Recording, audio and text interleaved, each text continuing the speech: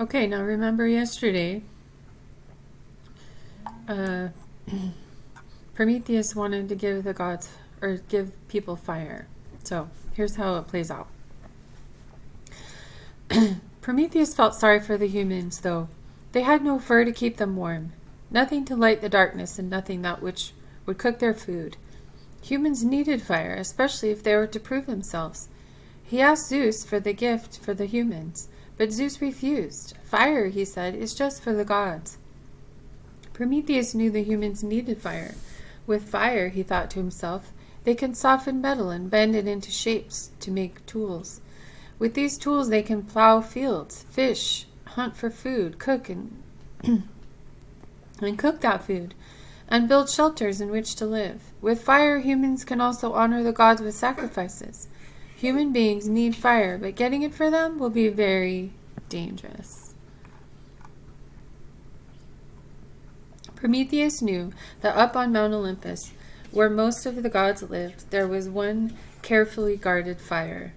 The gods and goddesses used this fire to cook their food. From the same fire, however, came the dangerous lightning bolts that Zeus would fling through the sky. In fact, all fire came from this one source. Zeus had said, "Fire is too dangerous for these ridiculous humans to use wisely. Only we gods and goddesses shall have it. Yet Prometheus was determined to bring fire to humans, even if it meant disobeying the king of the gods. Prometheus picked a stalk of fennel and carried it up to Mount Olympus.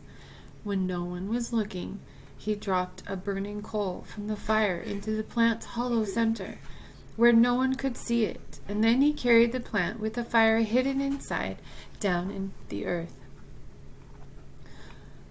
Not long after that, Zeus noticed smoke rising from the earth. Gazing down in amazement, he saw that humans were now doing all sorts of wonderful new things. Zeus thought, "It seems human beings really are worth keeping around." At the same time, however, he was furious when he found out that humans possessed fire, when he himself had forbidden this.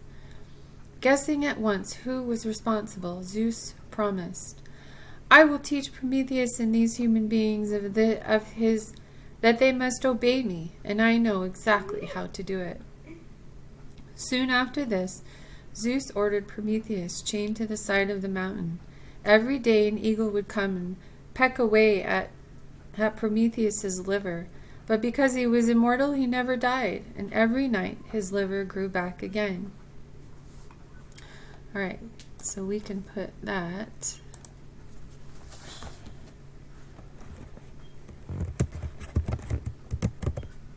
Immortal. Okay. Now, Zeus was still angry that humans had fire, but he decided to let them keep it and instead punish men in another way. To punish men, I will use another human, a very special human. Zeus ordered one of the gods to make the first woman. He then asked each of the goddesses and gods for some wonderful quality or talent for his new human, explaining, "I want someone who possesses all of the most wonderful characteristics. I shall name her Pandora." So we can put that in here too. Pandora was human. So Prometheus was a god. Okay. All right.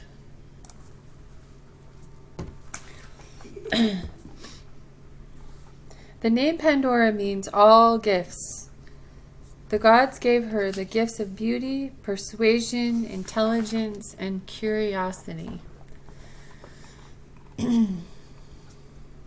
When Zeus finally sent Pandora down to the earth as a gift to Prometheus, he sent her with a closed box and warned her to never open it.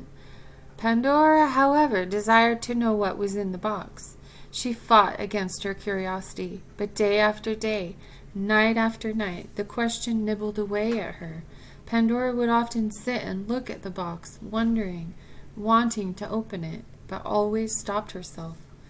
One day, when none of the housekeepers or servants were around, Pandora went to gaze at the box.